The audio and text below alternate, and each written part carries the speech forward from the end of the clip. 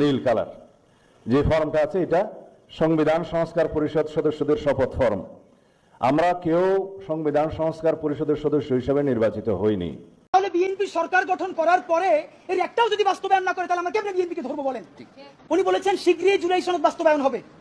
এই জুলাই সনদের জন্য 19টা মৌলিক সংস্কারে সবাই ঐক্যমত্য পোষণ করেছে। এরপরে যে কথাটা আর বলা হয় না, এই 19টা ঐক্যমত্যের মধ্যে বিএনপি বলেছে তার মধ্যে 10টাই তারা নোট অফ ডিসেন্ট দিয়েছে। তো নোট অফ ডিসেন্ট কি?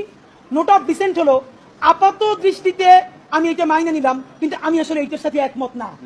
তাহলে বিএনপি এই 19টার মধ্যে যেই 10টা নোট অফ ডিসেন্ট দিছে সেই 10টাই তো মোস্ট সিগনিফিকেন্ট জায়গা। ঠিক। তাহলে বিএনপি সরকার গঠন করার পরে এর একটাও যদি বাস্তবায়ন না করে তাহলে আমরা কেমনে বিএনপিকে ধরবো বলেন?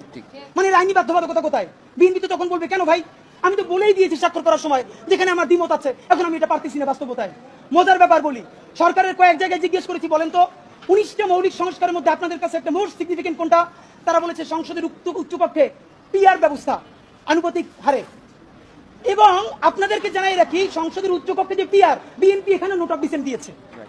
এই সংসদের উচ্চকক্ষে বিএনপি যে নোট অফ ডিসেন্ট দিয়েছে এটাও যদি সে বাস্তবায়ন না করে তাহলে আমরা মানে আপনি ভাবেন আমরা কি কারণে, ঠিক কোন কারণে আমরা এখন এই কথাগুলোকে বিশ্বাস করবো? রাজনৈতিক দলগুলোকে তারা ইন্টারিম থাকা অবস্থায় আমাদের চোখের সামনে 47কে নাই করে দিল, পিলখানাকে নাই করে দিল, শাপলাকে নাই করে দিল, নিরাপদ সড়ক আন্দোলনকে নাই করে দিল, বিচারিক হত্যাকাণ্ডের কথা তারা বললো না।